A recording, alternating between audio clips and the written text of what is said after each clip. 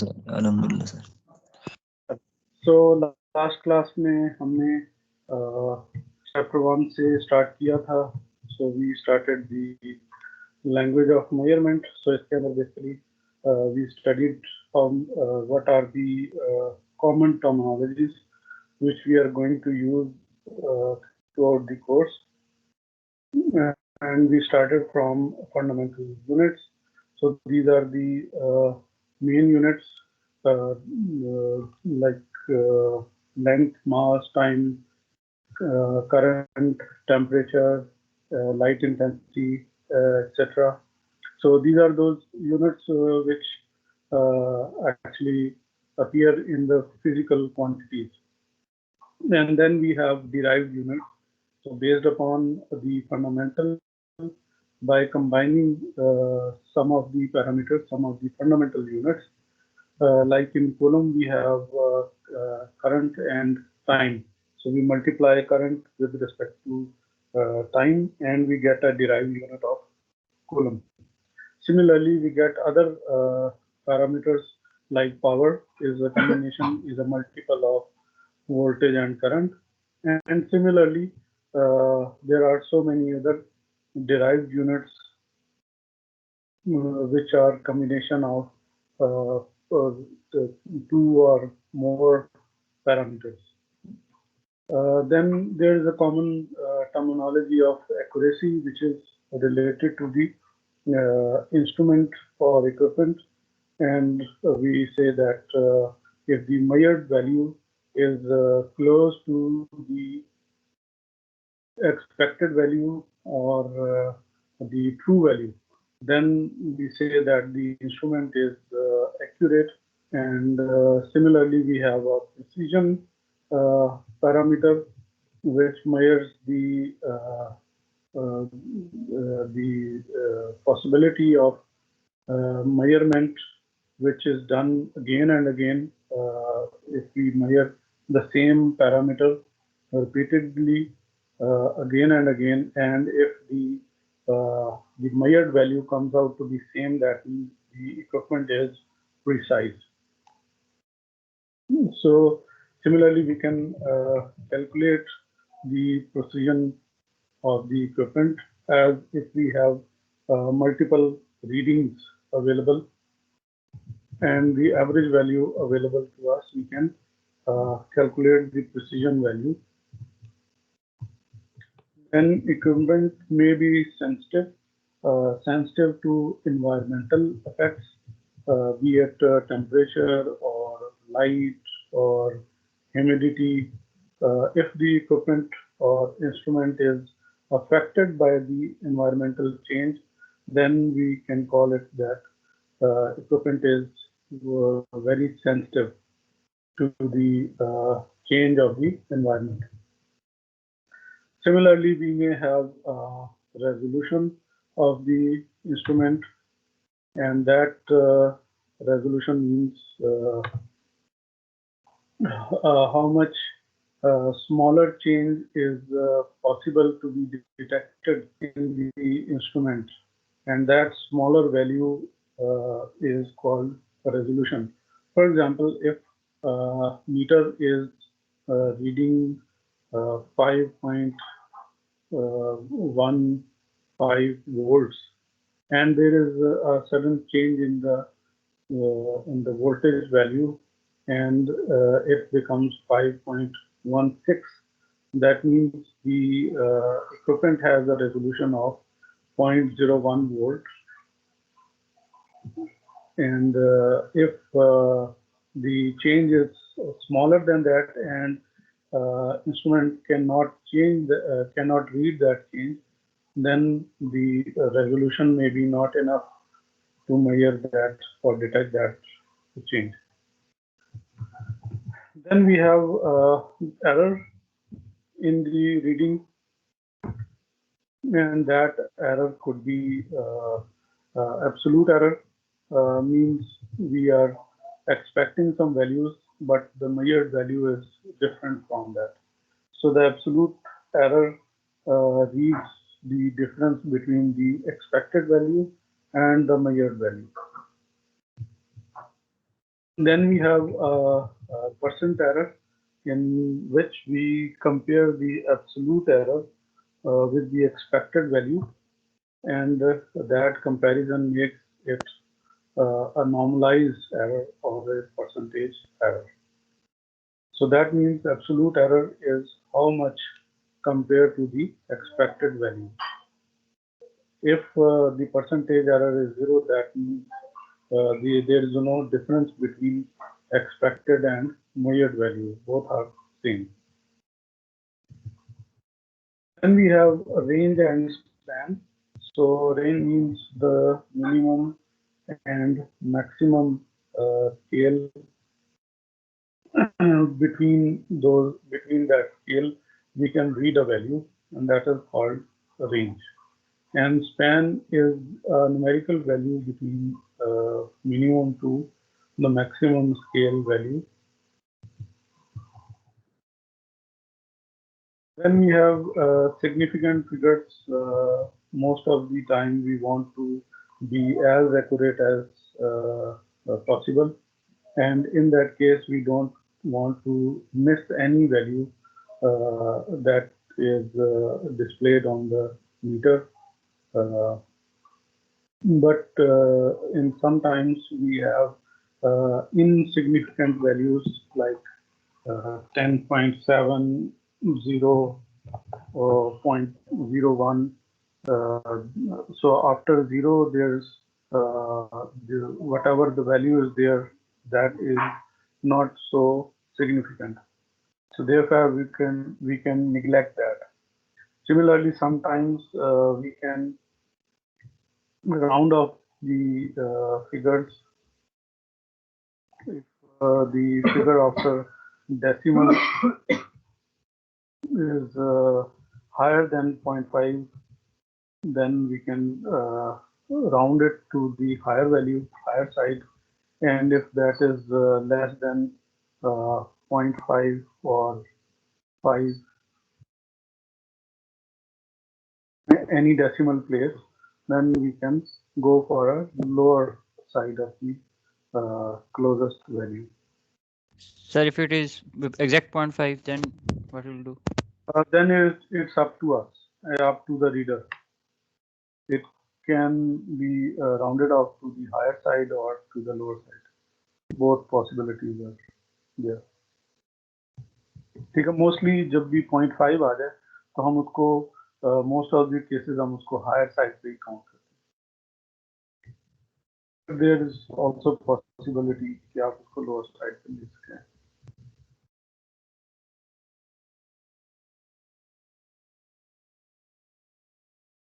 Okay, there are a few examples, and then we saw some of the errors. There are systematic errors. There are zero errors. Sometimes the zero value, that means when the meter is not connected at all. If there is some reading already, that means there is a zero error. So we have to remove that zero error first, correct the scale, and then we can take the measurement. Sometimes the change of parameter could be fast enough that the instrument is unable to follow that dynamic change. Is called a response time error. Sometimes the meter or the instrument itself requires some energy which is used to measure the parameter, that then the reading whatever comes out may be inaccurate because the meter is not powered enough to have a proper reading. Sir एक question है छोटा सा, अगर आप इजाजत दें तो पूछ लूं. जी प्लीज. सर किसी भी वैल्यू में अगर हम कहते हैं कि there is 10% increase in some value, तो उसमें फिर हम ऐड करते हैं उस जो हमारे पास वैल्यू दी होती है उसमें हम वो परसेंटेज ऐड करते हैं. तो इफ दे आर आस्किंग के 10% इंक्रीज इन एरर आ गया, तो उसमें हम क्या उस वैल्यू में से माइनस करेंगे एरर को, या उसमें ऐड करेंगे उसको? नहीं, अगर एरर की पॉसिबिलिटी जो है वो बोथ साइड पे है। आपकी जो ट्रू वैल्यू है उसके प्लस भी हो सकता है और माइनस भी हो सकता है, ठीक है। तो हम क्या प्रेफर तो करेंगे सर? मतलब आप कह दिया उसने कि इंक्रीज इन एरर आ गया है, एक वैल्यू दी है 5, इंक्रीज इन एरर आ गया 10% आ गया, तो 5 प्लस 10% करेंगे या माइनस करेंगे? अगर तो परसेंटेज में है तो फिर हम उसको वो जो परसेंट वैल्यू है उसको जो उसको फाइंड आउट करेंगे और फिर हम दोनों पॉसिबिलिटी सामने रखेंगे कि अगर प्लस एरर था तो डिफरेंस लेंगे और अगर नेगेटिव एरर था तो उसको प्लस करेंगे। यानी कि अगर आपकी वैल्यू में कुछ एरर का जो परसेंटेज है वो आया है, तो we should have a knowledge कि वो किस साइड पे आया है, यानी कि हमारी वैल्यू जो है वो बढ़ गई है या कम हो गई है, ठीक है। तो उसके अंदर फिर हम दोनों पॉसिबिलिटीज को फिर रखेंगे। अगर क्लियर नहीं है तो हम फिर उसकी रेंज जो है ना वो डिफाइन करेंगे कि आपका जो एरर है वो इतने परसेंट, मतलब इतनी वैल्यूज जो है वो उसमें या प्लस हो सकती है या माइनस हो।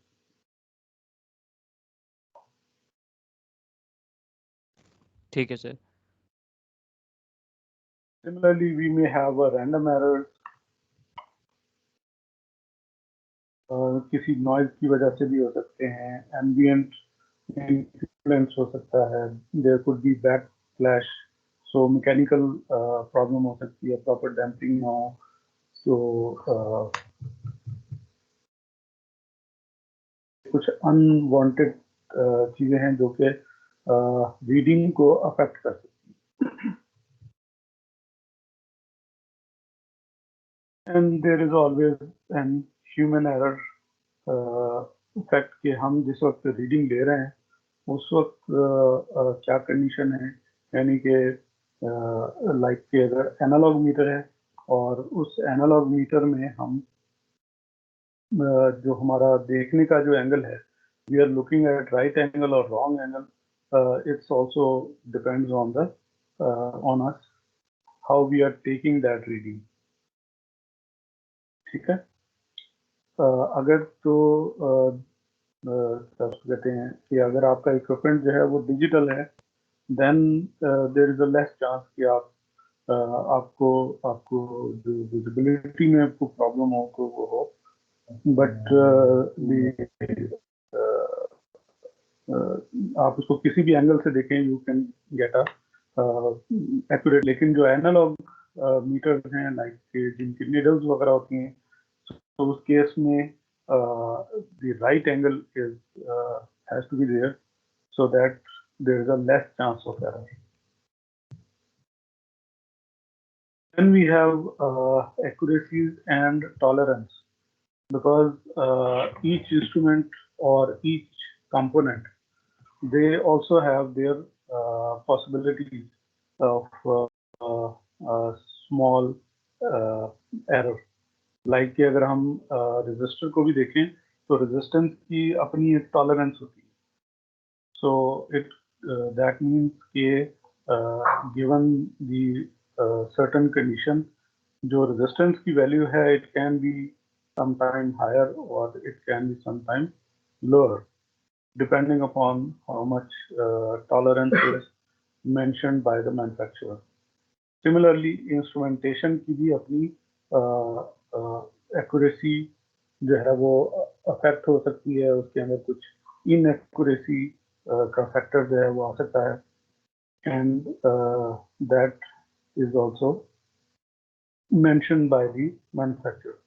So now if we are measuring the resistance जिसकी अपनी एक टॉलरेंस है, and we are using an equipment which also has the chance of error, so फिर उस केस में हमें दोनों को कंबाइन करना होगा, ठीक है। तो उस केस में फिर हम देखेंगे कि overall maximum possibility of error क्या हो सकती है।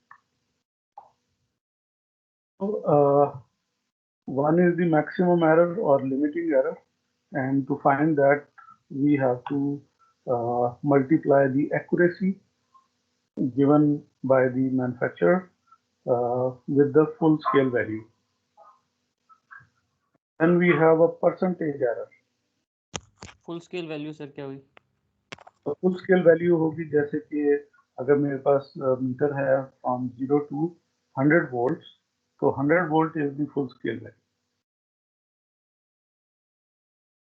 ठीक है, so जो maximum error है that depends on the certain range, और उसकी जो maximum value होगी will take that.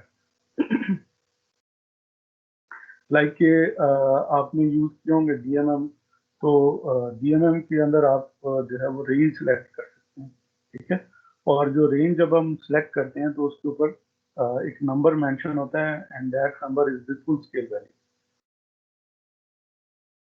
ठीक है। तो फिर जो भी मीटर की एक्यूरेसी होगी दैट वुड बी मॉडिफाइड जब आप वो सेलेक्टर चेंज कर रहे हैं। मतलब कि जितनी फुल स्केल वैल्यू ज्यादा होगी तो उतनी वो एक्यूरेट होगी वो डिवाइस ज्यादा। जी बिल्कुल, जितना आप उसका जो मैक्सिमम एरर है वो उतना डिफरेंट होगा, उतना चेंज होगा। सर फुल स्केल वैल्यू क्या होती है? फुल स्केल वैल्यू होती है लाइक कि अगर आपका जो मीटर है वो मैक्सिमम कितनी वैल्यू को मेजर कर सकता है, that is the full scale value, ठीक है। लाइक कि जैसे अभी एग्जांपल में आ रहा है, we have an analogue meter with a range of 0 to 100 ampere. Now this 100 ampere is the full scale value, maximum value of the scale.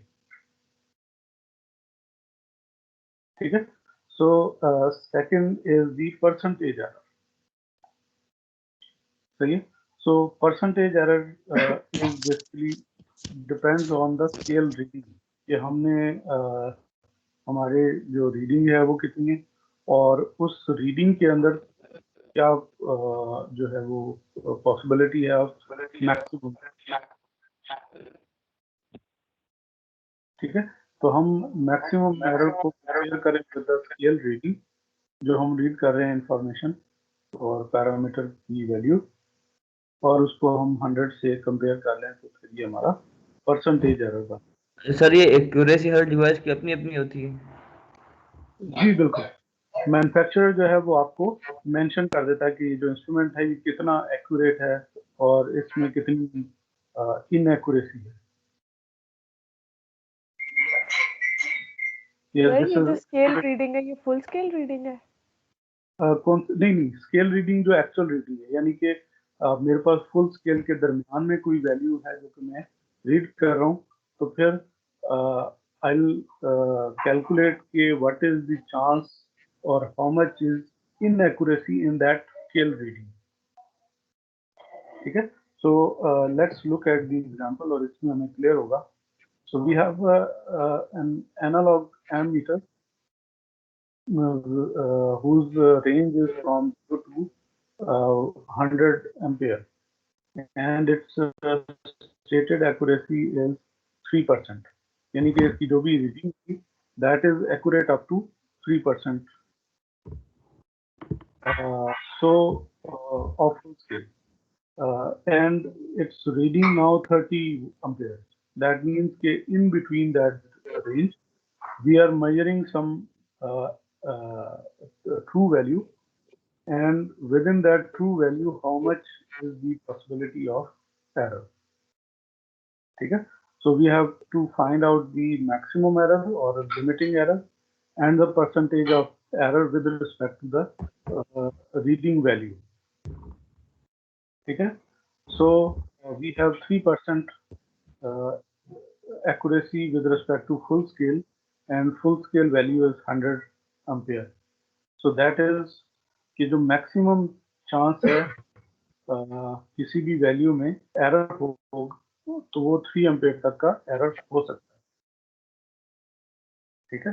So then we find out the percentage error with respect to this maximum error and the reading. So we 30 ampere क्या चीज है sir? ये मतलब कौन सी reading है in between 0 to 100 ampere?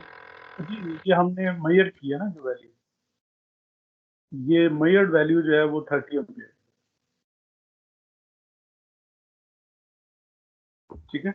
तो उसके अंदर जो परसेंटेज एरर है दैट इज 10%, यानी कि जो एक्चुअल वैल्यू हो सकती है, जैसे अभी क्वेश्चन किया गया कि अगर हमारे पास 10% एरर आ रहा है तो फिर उस 10% एरर का मतलब क्या होगा, यानी कि मैंने अगर 30 एम्पेयर जो है वो ऑब्जर्व किया है तो उसके अंदर पॉसिबिलिटी ये है कि 3% सॉरी 3 एम्पेयर का एरर उसके अंदर हो सकता है, यानी कि +3 भी हो सकता है और -3 भी हो सकता है, ठीक है।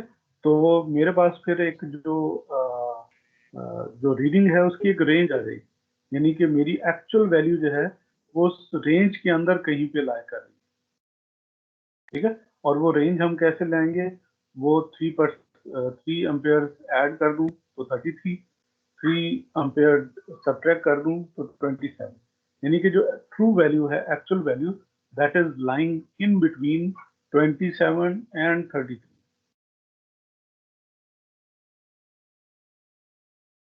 ठीक हो गया?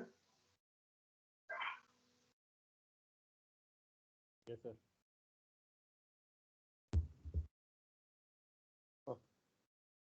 So let's look at another example. In this we have a 4-digit voltmeter, and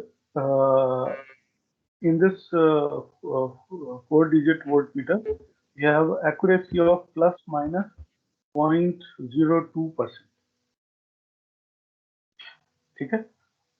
Determine the maximum error and percentage when the meter reads 100, ठीक है। अब आप इसमें देखिए कि 4 डिजिट पूरा है, इसके अंदर 1 0 0 डॉट और 0, ठीक है।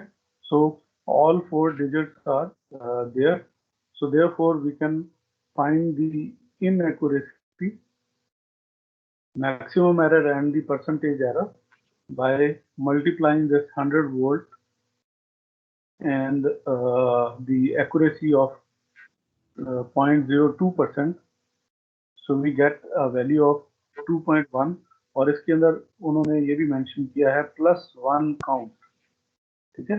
So that 1 count means whatever is the last value, right most number, उसको हमने 1 काउंट करना है। लेट्स से अगर मैं यहाँ पे कहूँ कि अगर मेरे पास जो रीडिंग है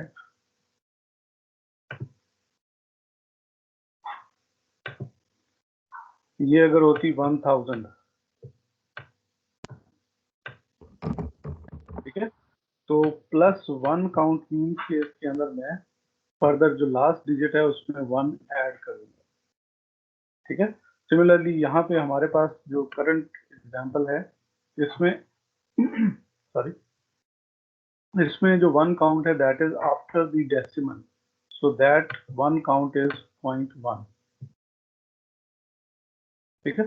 similarly if I have a reading of like this 1.0 0 and 0, ठीक है। सो 4 डिजिट जो है वो ये इस तरह से 4 डिजिट में डिस्प्ले कर रहा है, then in this case the 1 count is 0.001,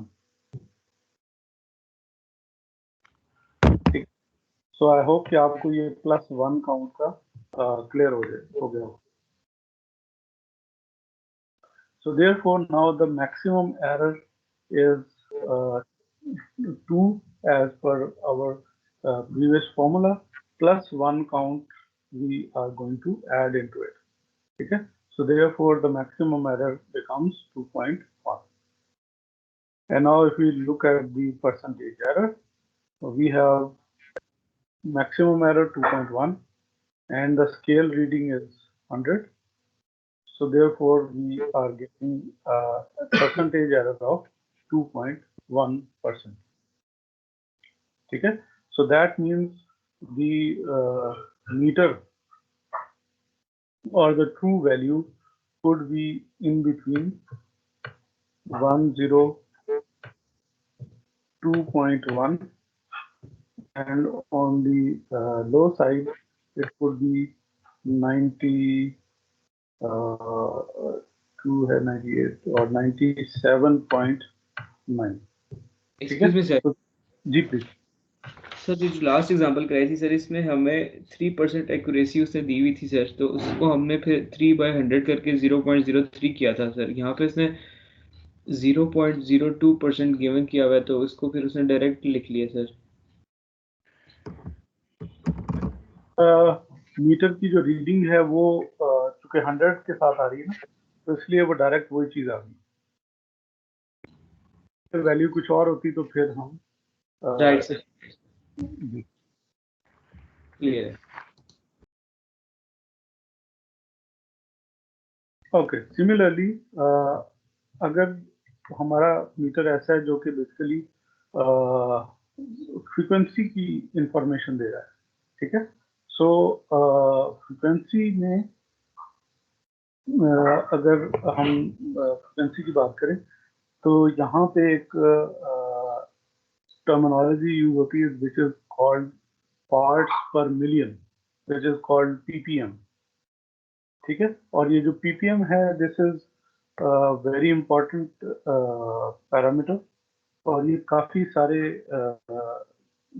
जो आप कह लें नॉन इलेक्ट्रिकल साइड के जो पैरामीटर्स हैं, लाइक अगर हम इसकी केमिस्ट्री के डोमेन में बात करें तो वहाँ पे भी ये पार्ट पर मिलियन जो है वो काफी यूज होता है. ठीक है. सो अगर हम फ्रीक्वेंसी मेजरमेंट की बात करें तो पार्ट पर मिलियन मींस कि अगर 1 मेगाहर्ट्ज फ्रीक्वेंसी है तो उसमें जो चेंज आ सकता है फ्रीक्वेंसी का दैट कुड बी 1 हर्ट्ज. ठीक है. सो परसेंटेज में दिस बिकम्स 0.30 and 1%. अगर हम ऑसिलेटर की फ्रीक्वेंसी को मेजर कर रहे हैं जी. क्वेश्चन है. ओके. सो अगर हम ऑसिलेटर की फ्रीक्वेंसी को मेजर कर रहे हैं और let's say frequency drift given है 100 ppm, यानी कि 100 पर पार्ट्स पर मिलियन एट 5 मेगाहर्ट्ज.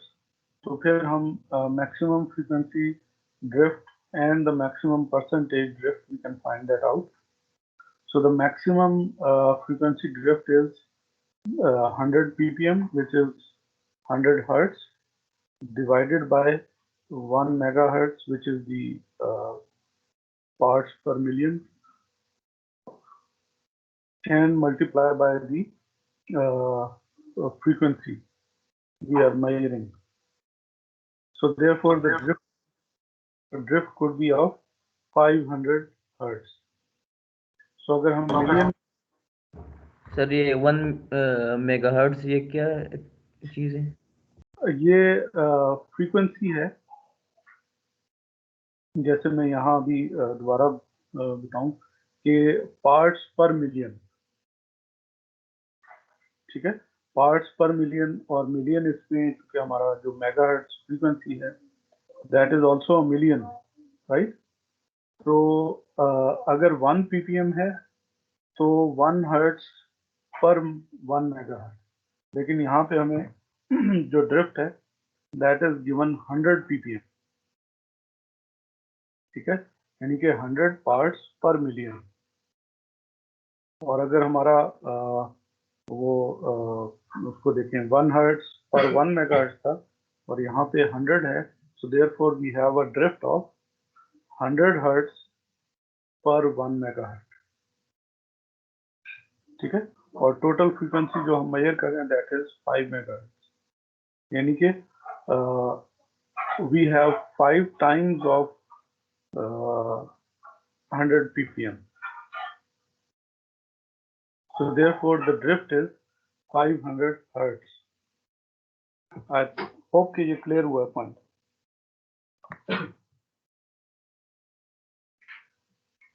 ठीक है। So if there is a sir drift, ये 1 मेगाहर्ट्ज ये एक रेफरेंस है हमारे पास, मतलब ये फिक्स होगा। 1 मेगाहर्ट्ज एक रेफरेंस है, ठीक है। सो और चूंकि जो 5 मेगाहर्ट्ज है ये हमारी रीडिंग वैल्यू है, ये हम मेजर करना चाह रहे हैं, ठीक है।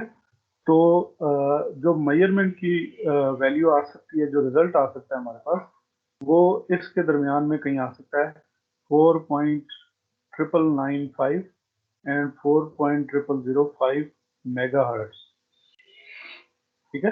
तो वैल्यू जो है वो ट्रू वैल्यू इसके इन बिटवीन कहीं पे हो सकती है,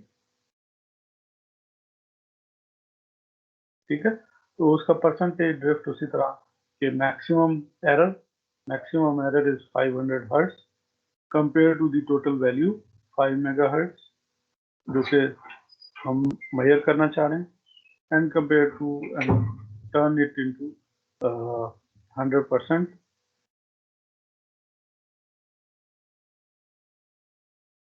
So we get 0.01% drift as a percentage drift.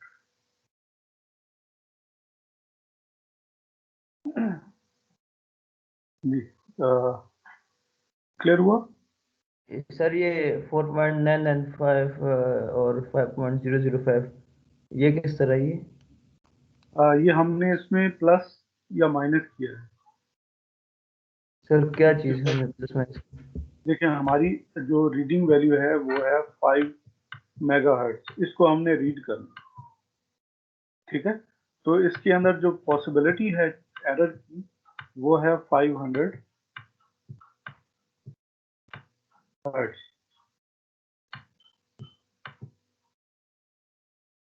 ठीक है। तो इसकी जो मिनिमम साइड है वो ये है 4.9995 मेगाहर्ट्ज,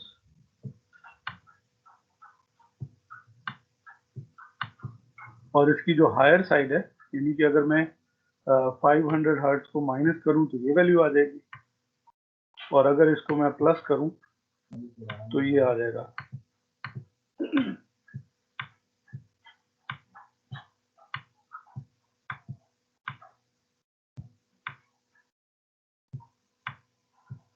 ठीक है। सो यानी कि गिवन दी इनएक्यूरेसी, जो ट्रू वैल्यू है that lies between this range.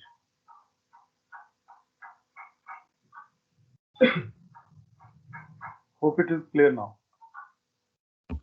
Sir ये परसेंटेज एरर से डिफरेंट है ना? नहीं, ये वही चीज है ना, जो ड्रिफ्ट है basically that is indicating the percentage error, the maximum error.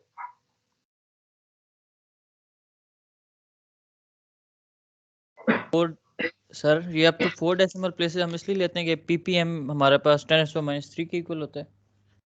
Ppm जो है वो 10⁻6 है पर मिलियन। पर मिलियन तो 10⁻6 होगा।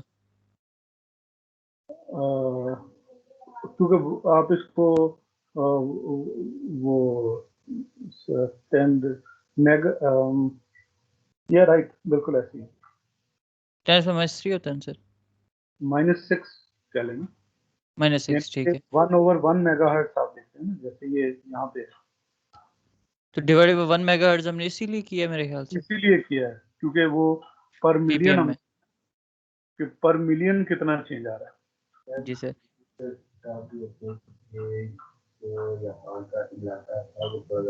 ठीक है सर, समझ आ गई। समझ आ गया? ओके जी। अच्छा, अब ये थी सिर्फ इंस्ट्रूमेंटेशन, इंस्ट्रूमेंट। सर अगर इसको हम कंपेयर करें परसेंटेज एरर से, तो ये 5 मेगाहर्ट्ज ये हमारे पास फुल स्केल वैल्यू है और ये दूसरी हमारे पास एरर है। हाँ बिल्कुल, 500 हर्ट्ज जो है ये आपका एरर है। और सर ये 100 हर्ट्ज हमारे पास एक्यूरेसी है। जी, ये उसकी पर मिलियन ये इनएक्यूरेसी। यस। अच्छा जी, अब ये था कि अगर आपकी सिर्फ रीडिंग में प्रॉब्लम हो। अब समटाइम ये होता है कि आपके जो कंपोनेंट्स हैं या जो पैरामीटर हैं, उन पैरामीटर में इटसेल्फ वेरिएशन हो सकती है। ठीक है, like we are measuring resistance of the component, तो जो रजिस्टर इटसेल्फ है वो भी उसकी अपनी वैल्यू जो है वो वेरी हो सकती है, दैट इज नॉट फिक्स। ठीक है, समटाइम इट इज रिटन के आपकी जो रेजिस्टेंस है दैट इज 100 के प्लस माइनस 10%। ठीक है, जो उसकी टॉलरेंस है दैट मीन्स के इस कंपोनेंट वैल्यू के अंदर जो है वो चांस ऑफ एरर मौजूद है। तो फिर क्या करेंगे हम कि हमारा इक्विपमेंट जो है वो भी उसके अंदर भी एरर का चांस है। हमारे जो जिसकी हमने मेजरमेंट लेनी है उसके अंदर भी इनएक्यूरेसी है।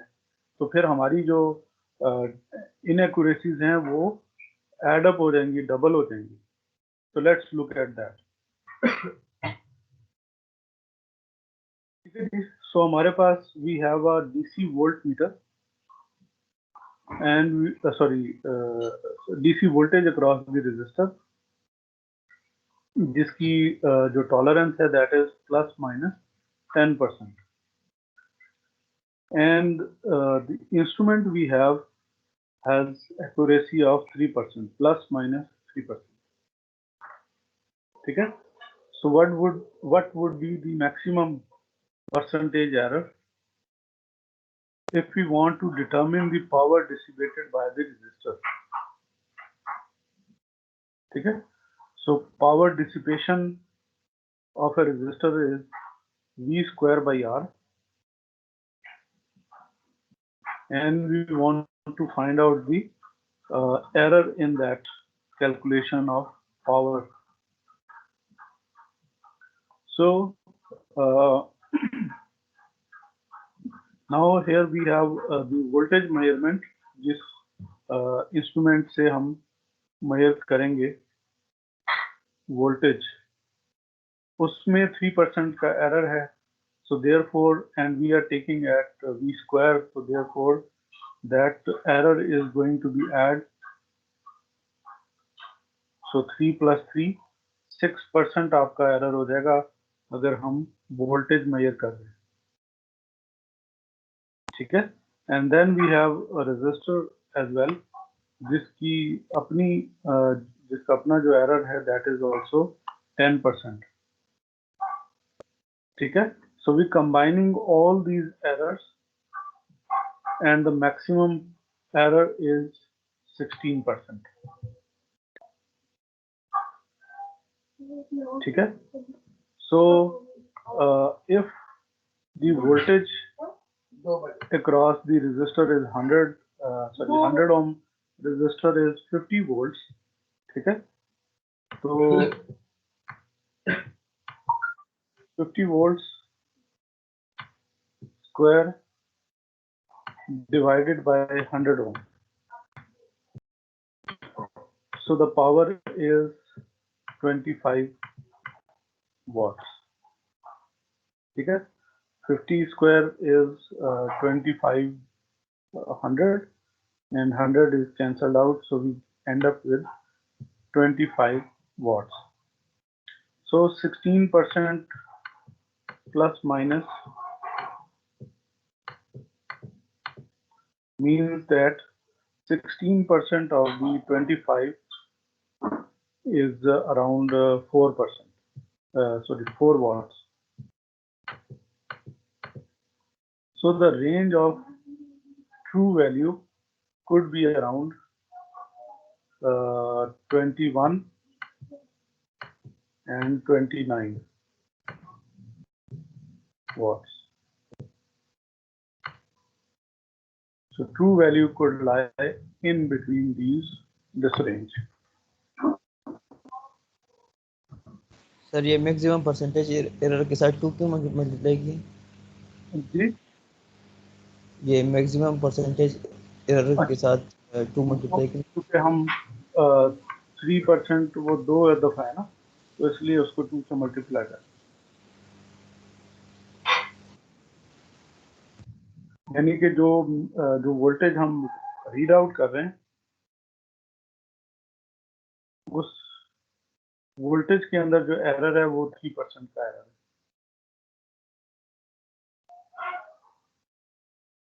सर ये वी स्क्वायर जैसे हम दो मतलब ले रहे हैं, और पावर हम लेते हैं V²/R। सर ये जो 3% हम 2 मल्टीप्लाई कर रहे हैं ना, तो एक वोल्टेज में मतलब 3%, दूसरे में इसलिए हम 2 से मल्टीप्लाई कर। बिल्कुल है, ठीक है। और above that we have error in the resistance value as well. Tolerance जो है उसकी, दैट मीन्स कि जो भी वैल्यू होगी there is a possibility of change in that, ठीक है। 10% टॉलरेंस उसके अंदर हो सकती है। 10% change in the resistance can be, so उसकी जो एक्चुअल वैल्यू है वो इन बिटवीन दैट चेंज हो सकती है।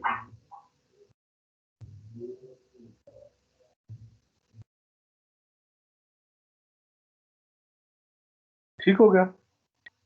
ये बेसिकली एक, आप कह लेंगे, एक शॉर्टकट है जिससे हम डायरेक्टली फाइंड आउट कर सकते हैं power range.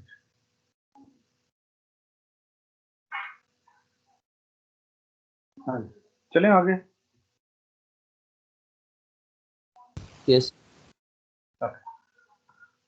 So next is the probability of the error.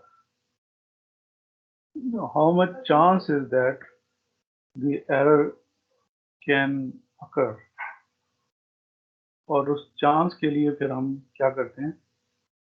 We measure the same component value like resistor again and again to be on safe side कि इसके अंदर किसी किस्म का कोई एरर नहीं है, ठीक है। For that we use average value और arithmetic mean value, ठीक है। और ये हम किस तरह से फाइंड करेंगे? We will take the measurements again and again for some time.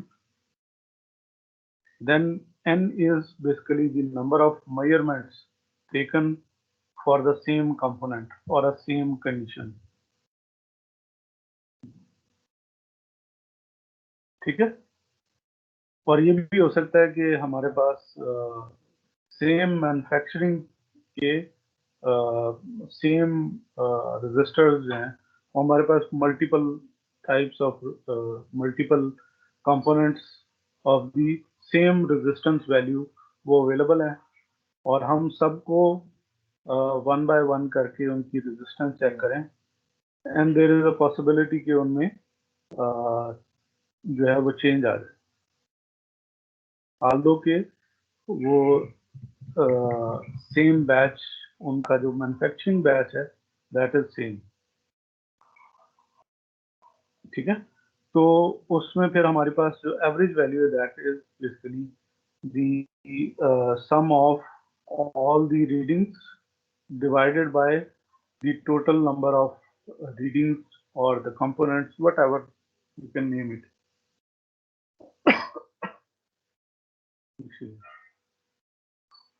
ठीक है। So this is how we are going to take the average. Let's say we have 5 resistors and they are all marked 100 ohm, but when we take the values, we end up with multiple values other than 100, and that is 99.2 ohms, 98.1 ohms, 100.3 ohms, 10.4 ohms, and 100.1 ohms. So we can find out the average value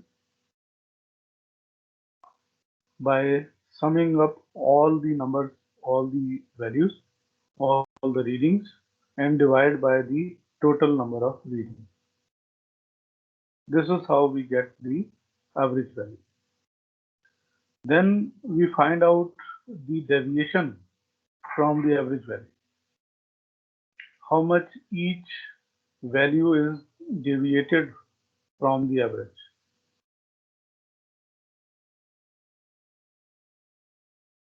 That is called deviation, and we can find out the different deviations in all the readings. This is a mistake here. It should be 99.6 because that is the average value.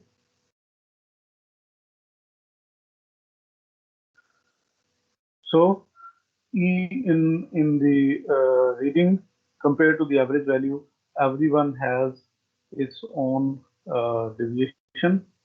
So some are the negative, some are the positive, both can happen. And then we can take the average deviation. Average deviation is if we take the absolute values of all the deviated numbers. Why we take the absolute values? Because due to the possibility that few numbers could be negative, few numbers could be positive. If we do not take the absolute value, the sum could be a very small value or could be 0 as well.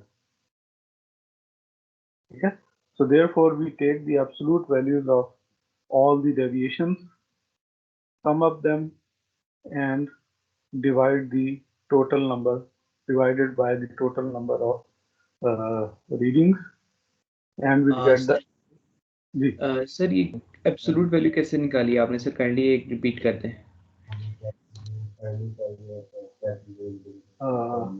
Absolute value की average value sir absolute value यहाँ हमने बात नहीं की वैसे absolute या previous scenarios में कहीं कह रहे हैं जिससे पहले हम डिस्कस किया है. सर जब हमने डेविएशन वैल्यूज निकाल ली हैं सर, उसके बाद हमने उसकी एवरेज ले ली है सर. जी जी सर इसके बाद सर आपने कहा ना कि हमने एब्सोल्यूट वैल्यू फाइंड करनी है. नहीं है एब्सोल्यूट मींस के हम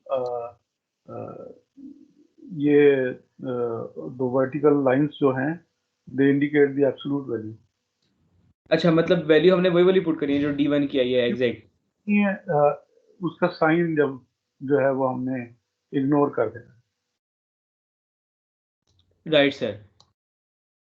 मैं उसको कह रहा हूँ absolute value. So we just take the number without the sign. Positive value sir, मतलब हम पॉजिटिव वैल्यूज कंसीडर करेंगे.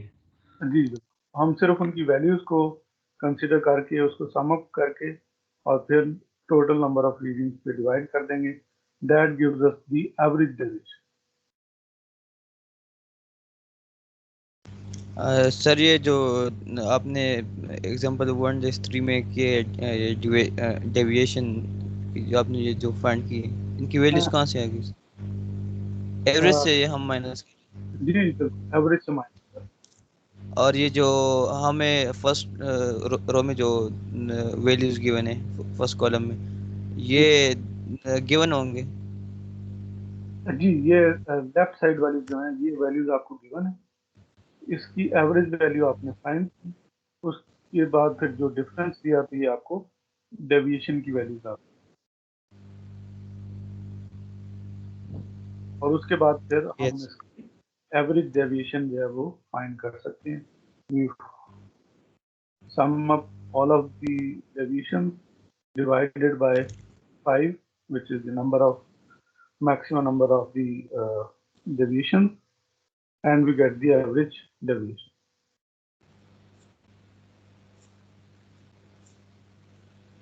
ठीक हो गया? Okay. Along this we have a standard deviation. And what is standard deviation?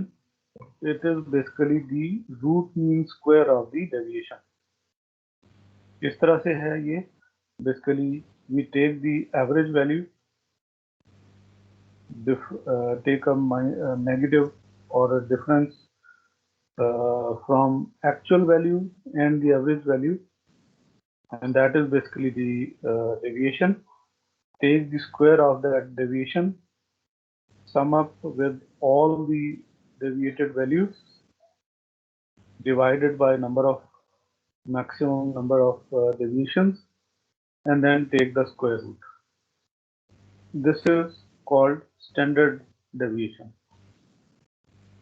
ठीक है, तो इसमें हम बेसिकली क्या करेंगे, अच्छा इसके अंदर एक और चीज है, वो ये कि if the n is less than 20, ठीक है, to make it accurate we rewrite n minus 1 in case of n is less than 20.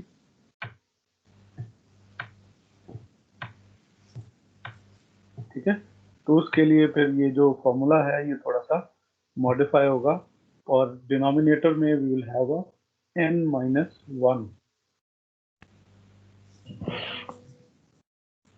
This modification is said to be gives us more accurate value as compared to the previous formula.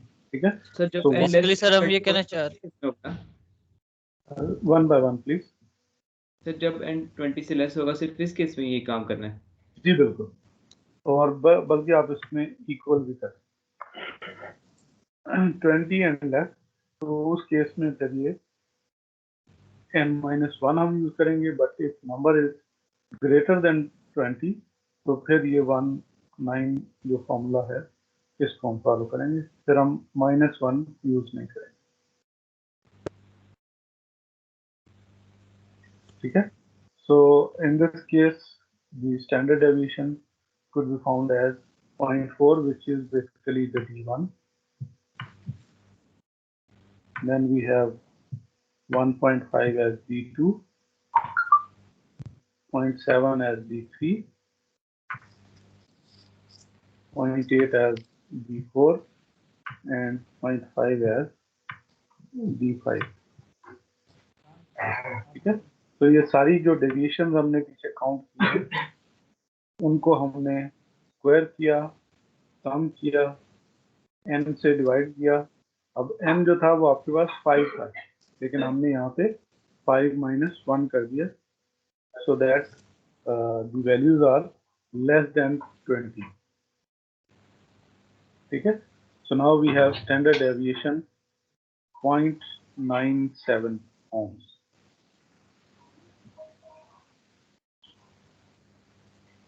ठीक है जी, so sir ये जो हमने नीचे K4 लेके आपने कहा कि n-1 हमने किया है यहाँ पे, तो हमारे पास तो n की वैल्यूज टोटल 5 थी, मतलब वो तो जी वो चूंकि 5 जो है वो लेस देन 20 है, therefore yes, हम yes. n minus 1 लेते हैं.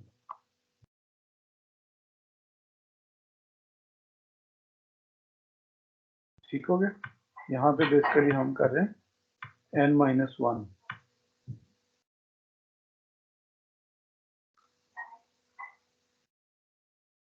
ठीक हो गया. Yes, sir, see. अच्छा अच्छा जी. अब एक और इंडिकेटर है, if we divide the standard deviation by the average value and if that comes out to be less than 10%, then we consider that the average value is close to the true value. Okay, so standard deviation मैं repeat करता हूँ, if the standard deviation divided by the average value gives us less than 10% number, that means कि आपकी जो values हैं they are very close to the true average value. लेकिन अगर यही स्टैंडर्ड डेविएशन जो है वो 10% से ज़्यादा हो जाए तो मीन्स के अब जो आपकी वैल्यूज हैं वो ट्रू वैल्यू से ज्यादा स्प्रेडेड है।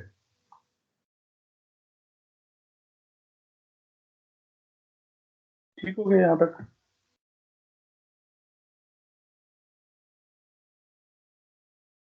जी सर, ठीक हो गया। So next is the Gaussian distribution of error. So let's say मैं इसके ऊपर थोड़ा देर में आता हूँ, पहले हम जरा एग्जाम्पल से इसको थोड़ा हाईलाइट करें। अच्छा, हमारे पास 20 रजिस्टर्स हैं और हमने उनको मार्क करना है या उनकी वैल्यूज को डिटरमिन करना है। ठीक है, तो 20 रजिस्टर्स में से सिचुएशन ये हुई कि कुछ वैल्यूज जो थी वो सेम निकल आई, यानी कि 96 ओम की रेजिस्टेंस 4 ऐसी थी जिनकी वैल्यूज सेम थी। ठीक है, और कुछ ऐसी थी जिनमें 95 था 3 टाइम्स, 97 था 3 टाइम्स और 98 था 3 टाइम्स।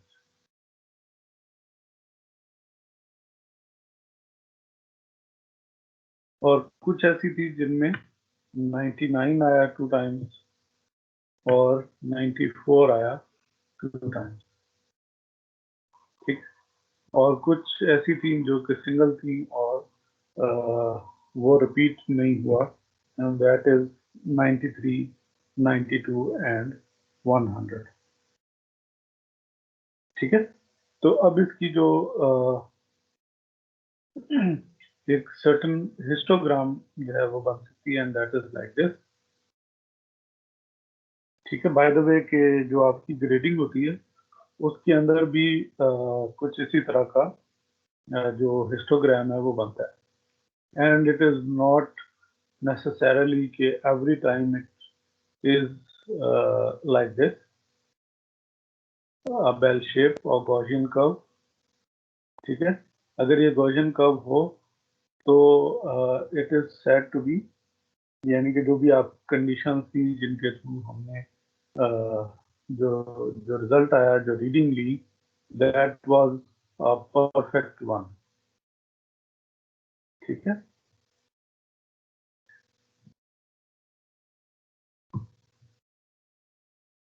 सर ये एग्जांपल रिपीट कर दें सर, ये नहीं समझ आया सर, ये हमने क्या किया है? मैं दोबारा, अच्छा पहले तो हम ये देख रहे थे कि हमारे पास रजिस्टर्स थे और उनकी वैल्यूज थी। मैं जरा पीछे वाले में चला जाऊं।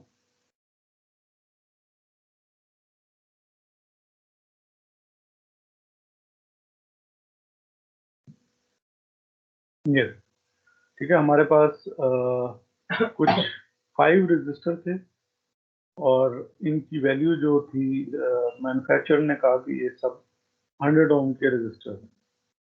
ठीक है, लेकिन जब हमने उनको 1 बाय 1 मेजर किया तो बेसिकली उनकी वैल्यूज इस तरह से आई कि हमने उनको राइट डाउन किया फ्रॉम मिनिमम टू मैक्सिमम। जी सर। ठीक है, अच्छा तो अब इसको अगर आप देखें तो ये वैल्यू जो है ये 92, फिर 98, फिर 100, फिर 100.4 एंड 100.1। ठीक है, वैसे they are not in the minimum and maximum वाले हिसाब से तो नहीं, बट सो हर रजिस्टर की वैल्यू जो है वो डिफरेंट है। ठीक है, लेकिन जो नेक्स्ट एग्जांपल हम कर रहे हैं उसमें ये हुआ कि आपकी जो ये ये 2 वैल्यूज हैं फॉर एग्जांपल, वो सेम आ गई। उसमें हमारे पास रजिस्टर जो है वो इंस्टेड ऑफ 5 20 है, ठीक है, और ये दो रजिस्टर बराबर है, इनकी वैल्यूज आ गई। तो इस तरह से हमने उनको सम अप कर दिया। ये पॉइंट समझ आया? जी सर। ये 4 रजिस्टर ऐसे हैं जिनकी वैल्यू 96 आ गई। यानी कि अगर मैं इसको ऐसे लिखूं, जैसे हॉरिजॉन्टली लिखे हुए थे, तो मैं इसको ऐसे लिख सकता हूँ कि 92 का एक, 93 का एक, और उसके बाद फिर 94 के दो, ठीक है। तो ये 94 के दो आ गए। जी सर, समझ आ गए सर। समझ आ गई ना? मतलब ये कि वो बार बार लिखने की बजाय वो इस तरह से उन्होंने लिख दिया कि 94 के दो आ गए, 95 के तीन आ गए, 96 के 4 आ गए, 97 के 3, 98 के 3, 99 के 2 और 100 का 1 आ गया, ठीक है। तो ये बाय आप कह लें कि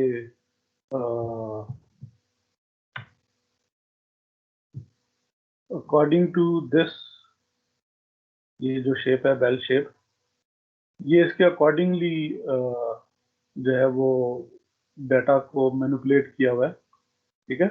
so practically speaking might possible कि इस तरह से आपका डाटा स्प्रेडेड ना हो, ठीक है। यानी कि मेरे कहने का मकसद है कि आप जो रजिस्टर जो है वो उनकी रेजिस्टेंस मेजर कर रहे हैं, हो सकता है कि 99 के जो है वो ज्यादा आ जाए और 96 के 2 आ जाए, ठीक है। It might possible, you never know कि कौन से वैल्यूज जो हैं वो ज्यादा आ रही है। जैसे कि अगर मैं स्टूडेंट्स की एग्जांपल लूं,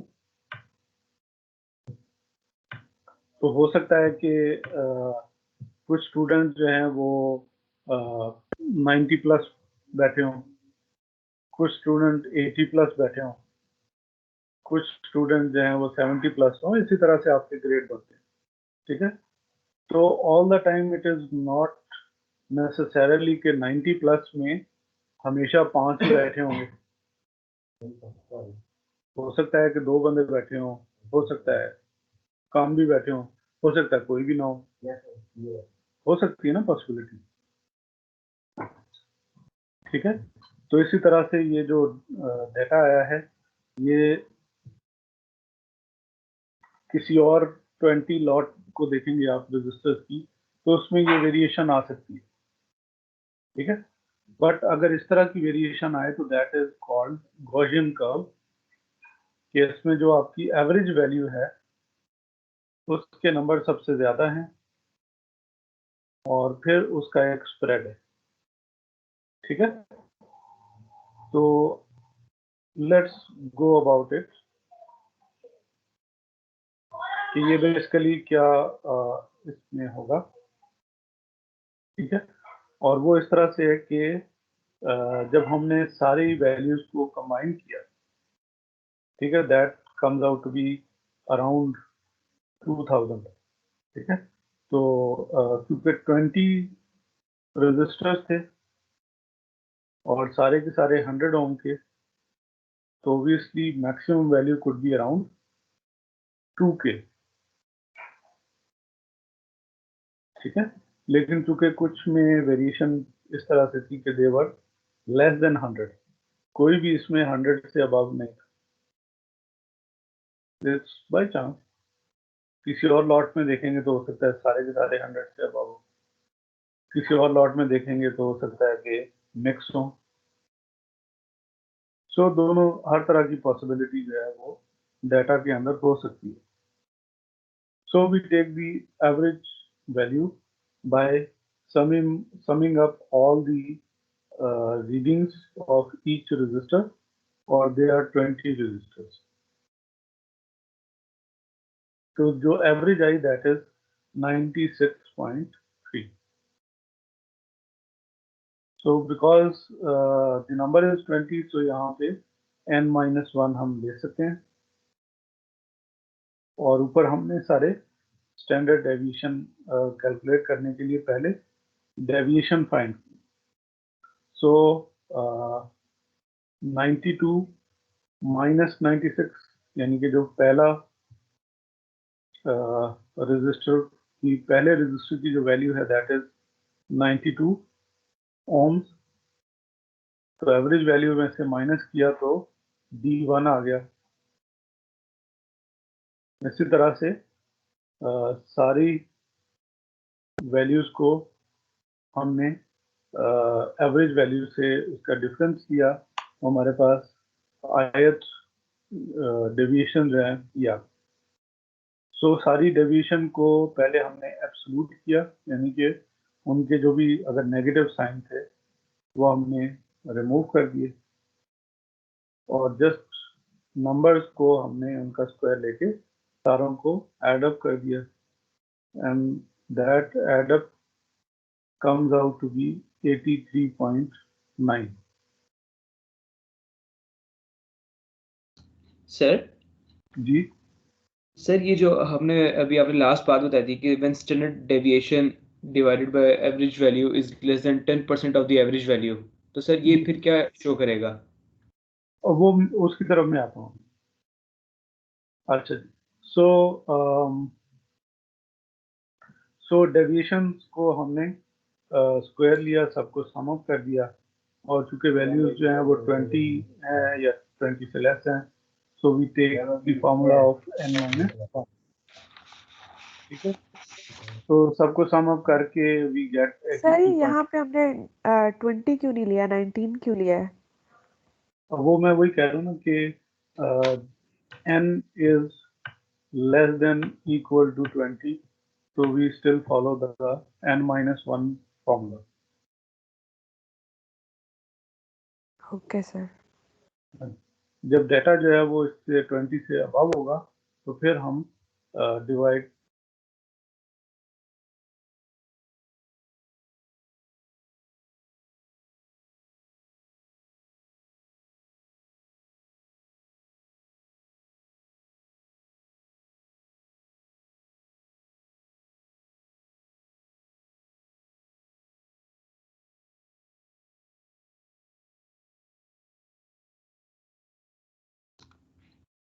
सर आपका माइक म्यूट हो गया सर, आपकी आवाज़ नहीं आ रही सर.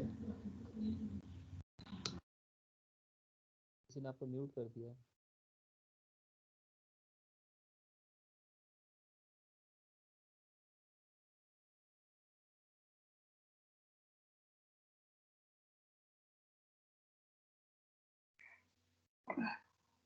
सर थोड़ा पॉज आ गया था इंटरनेट कनेक्टिविटी का. ओके जी, क्लियर हो गया. जी sir. So now standard deviation comes out to be 2.1 ohms. ठीक है, सो हमारी जो एवरेज वैल्यू है that is 96. This is the average value, so it is capital X with bar, and plus minus 2, 94 and 98. ठीक है, तो 94 से लेके और 98 तक ये आपकी जो है ये स्प्रेड आ गया पॉसिबल एरर का. ठीक है, सो स्टैंडर्ड डेविएशन में अब हमने देखना है कि वेदर वी हैव दैट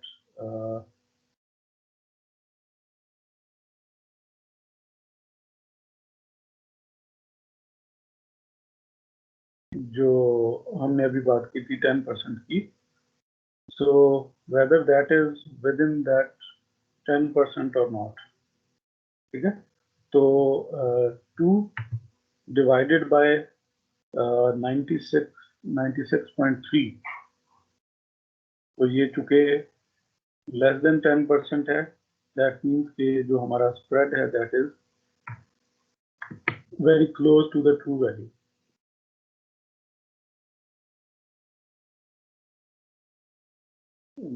ठीक हो गया? जी सर। अच्छा, यहाँ पे एक चीज और जो गॉसियन कर्व के हवाले से इम्पोर्टेंट है, and that is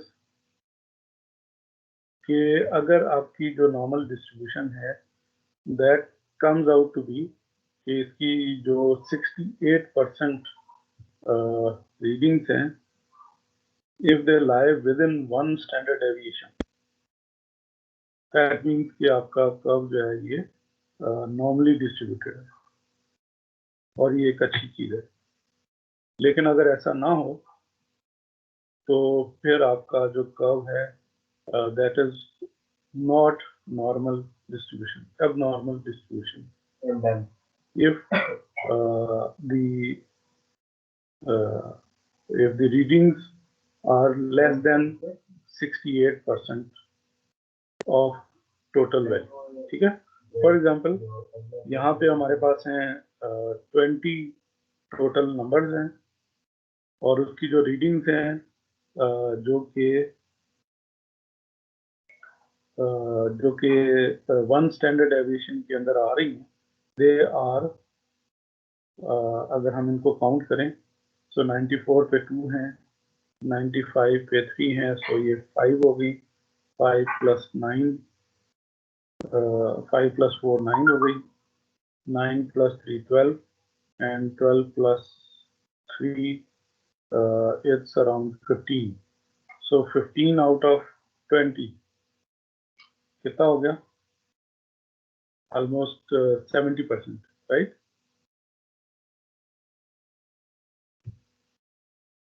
ji sir 75%. 70%, 75%. So 75% data is within 1 standard deviation. That means the distribution is normal and all the data is very close to the average value. ठीक है?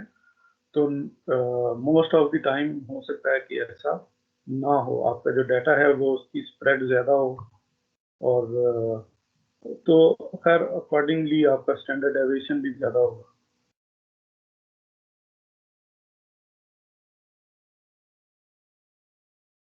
Sir ये बात दोबारा समझाइए, ये 68.3% जो बात आपने, ये according to the Gaussian normal distribution, अगर आपका जो डाटा है उसकी 68% जो रीडिंग्स है, if they lie within the plus minus 1 standard deviation around average value, ठीक है, तो it is called a normal distribution.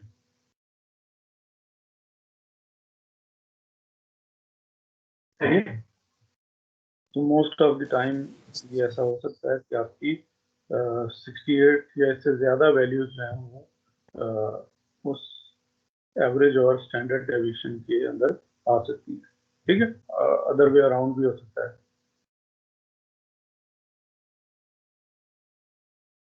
So this is how we are going to deal with such information कि हमने उसमें average find out करना है, deviation find करनी है, स्टैंडर्ड डेविएशन फाइंड करनी है,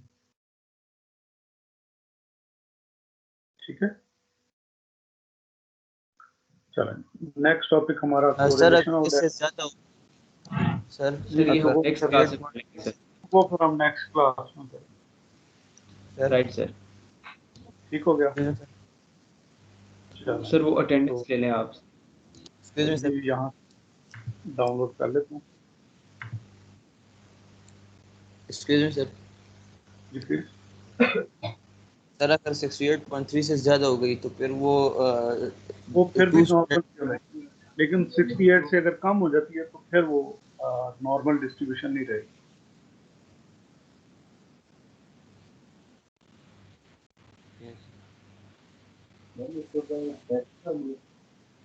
ठीक है जी। Any other question?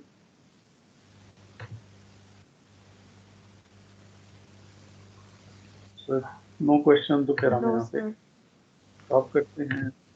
Okay sir.